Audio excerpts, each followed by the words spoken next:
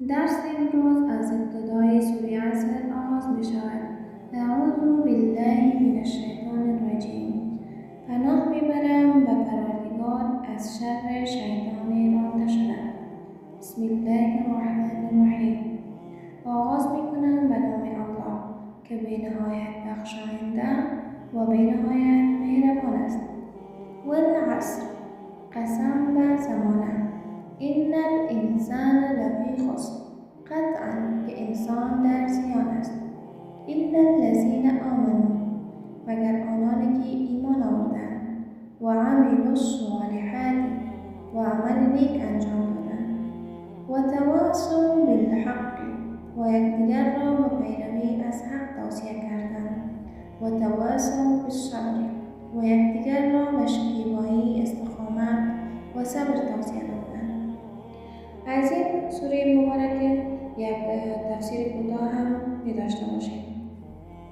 این سوره مکی است و بعد از سوره شرح نازل شده. در ترتیب نزول 13مین سوره و در ترتیب مصحف 130مین سوره می باشد. تعداد آیات آن 3 آیه می رسد. سبب تسمیهش این است که الله متعال در آغاز این سوره به عصر یعنی به زمانه و به عمر انسان سوگند یاد نموده است.